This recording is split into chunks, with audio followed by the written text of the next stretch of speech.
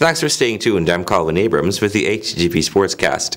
On Thursday, Archery Guyana commenced their annual Level 1 archery coaching course at the National Resource Centre, Wilford Avenue, Georgetown. Stanford Howard was there and filed this report.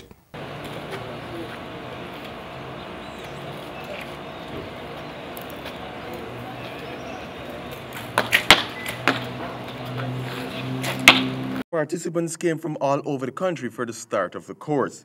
They include members of Archery Guyana and other sports personnel from Region 1, 3, 8, and 9, and were also shown the biometrics of shooting.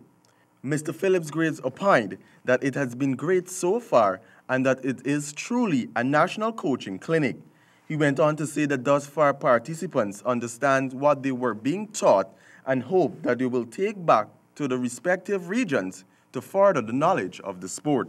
Archeries belong to the World Archery Associations. We have Oceania, we have Africa, we have Asia, and the one that Guyana belongs to now is World Archery Americas. And on behalf of World Archery Americas, I want to welcome Guyana to the family of World Archery, and we look forward to a really, really prosperous and wonderful growth period for you, and to be at the international level, to compete at the international level. Now, World Archery is the sanctioning body for all international tournaments where the countries actually compete against each other. We are also the official governing body of the Olympic sport of archery at the Olympics. Minister of Social Cohesion with responsibility for sports, Dr. George Norton, was thrilled over the efforts being made to develop archery as a full-fledged sport in Guyana. Far-fetched is putting it might have been a dream, and a long pipe dream, but here it is in reality. This speaks a lot for the fraternity of sports shooting, and archery in particular. What I'd like to assure you is that archery is part of our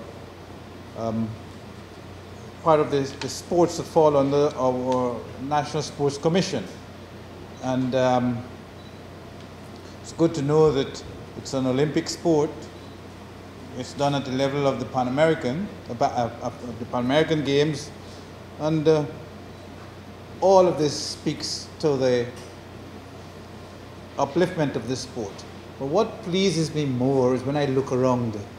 This is a true reflection of social cohesion in Guyana. That's right. I feel so pleased to see you here today.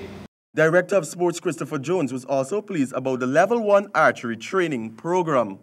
That this Level 1 training is but a dream come true for Guyana. It is indeed history in the making. As you know, the National Sports Commission and the government would have set out in 2015 to decentralize sport, because most time you will find most of the disciplines and athletes coming from regions 4 and the coastline. This program, as you noted, has persons participating from regions 1, 7, 8, and 9. It is indeed not by accident, but it is deliberate, because we would have recognized over the years that many of the athletes in many of the disciplines are found in those outlying regions. As mentioned, this is not a one-off program. Indeed, the persons who are trained here, the intention is that they will return to their region, and they too will start conducting similar training in the school system. There is indeed a document which speaks to archery being introduced into the school national. For the Hgp Sports, I am Stanford Howard. The East Coast Carib T20 tournament, organized by the East Coast Cricket Committee, commences this weekend. 18 teams from the East Coast will battle over the upcoming weekends in the Caribbean T20 Championships, which bowl off on Sunday.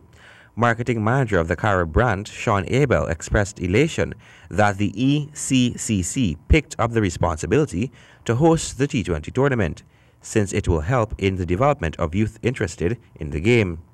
He congratulated them on hosting the event.